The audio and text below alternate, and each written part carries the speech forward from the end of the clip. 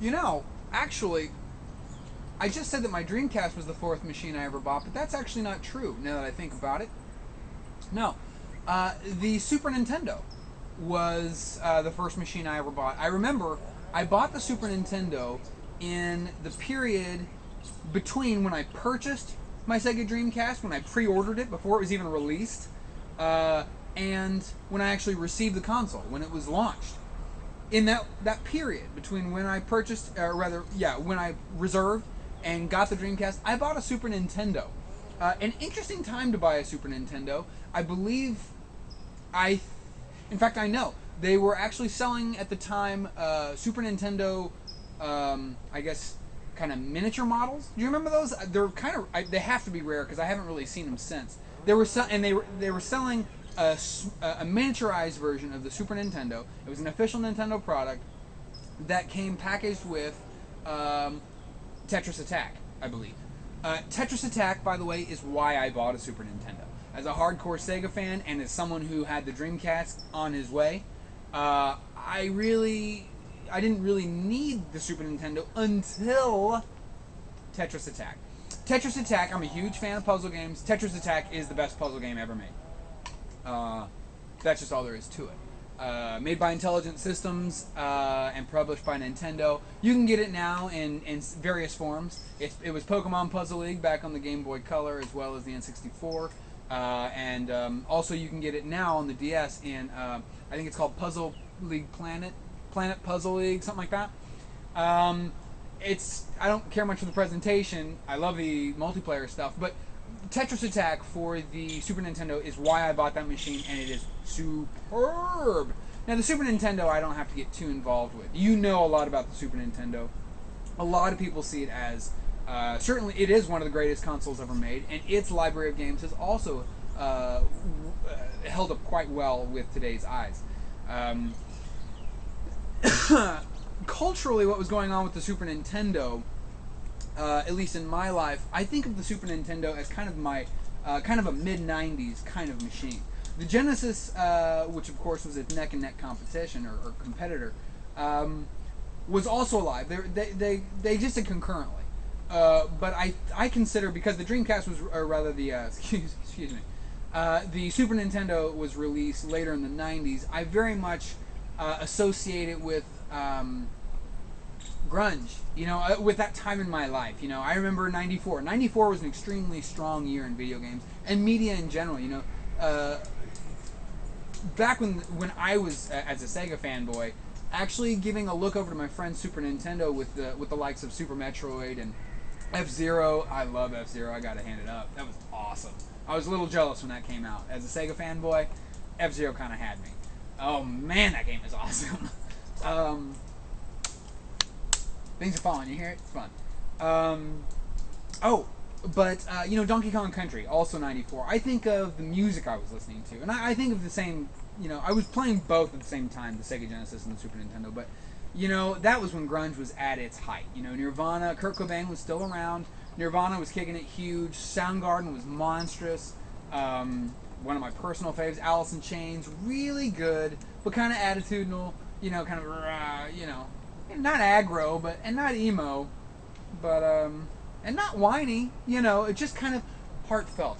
Let's call it heartfelt rock.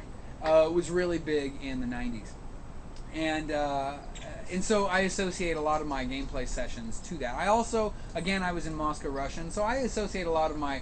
I naturally, because I didn't own the machine back then when it was released, I associate it with going to my friend's house because they had it.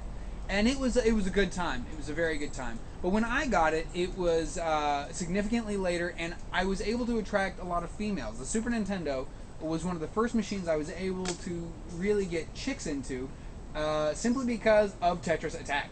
I mean, as far as I'm concerned, that is the best game on the machine. I know Zelda's on it, and I know everyone's favorite Mario's on it, and all that stuff. Nah, it's Tetris Attack. It's Tetris Attack. So yeah, I mean, culturally, it was the '90s. It was the 16-bit era, and it was when gaming really blossomed into the passion that we all know and love now. That was when I fell in love with video games. and the heat between Sega and Nintendo fans back in the 90s is unrivaled. You think your Microsoft PlayStation or your Microsoft Sony arguments are big now? Nothing compared to back in the day. Oh man, so many lunch hall arguments. Classic. That's what 16-bit was. It was the fire of passion. It was the fire of dedicated gamers who were committed to their product not because they felt that they had to support it because it was weaker than their opposition, but because both machines were valid and worthwhile in different ways. They each were, I think, equally good, the Super Nintendo and the Genesis, but they each had failings that was compensated for in the opposite. They were a beautiful combination, and looking back, having all the machines now, and looking back at that time, it was rich because they both worked. You know, it was just a rich time. As for what the machine brought to video gaming as a whole, it's very clear. You know, Nintendo is still alive and kicking. They're the only exclusively video game making company out there that is still exclusively making video games. You know, everything else is Megacorp now. Sega's out of it. NEC is out of it. And so, the TurboGrafx guys. And so you're looking at Microsoft, who sells Windows, operating systems, and software, and Sony, who's all into some Blu-ray and some computers. Nintendo is the only hardcore company still alive and kicking, and I'm really glad they were able to revitalize their own thinking about video games with the Wii. Yes, they've gotten us interested in things again, and they've shown us the future. What I very clearly see as the future of gaming and interaction with your television. But the Super Nintendo really was the prelude to, I think, their great fall, because it made them very good at creating traditional video games, and I think it actually was, in many respects, what prevented the success of the Super Nintendo, and their lack of appreciation for the time and place that worked made the Super Nintendo, or made the 64, which used the same general formula, somewhat of a limp biscuit, as it were, and then the GameCube, which was also a limp biscuit. Not a lot of innovation. See, in the 16-bit era, we weren't looking for innovation. We were looking for great graphics, because remember, the arcades gave relevance to graphical push. We wanted to be like the arcades. Well, by the time the N64 rolled around, arcades were kind of dying anyway, and by the time the GameCube came around, the arcades were irrelevant, but the graphics weren't really the point anymore. Particularly when your competition was really serving it up better. At any rate, with 2008 eyes, do check out a lot of the Super Nintendo games on the Virtual Console, because they are moneylicious, clearly.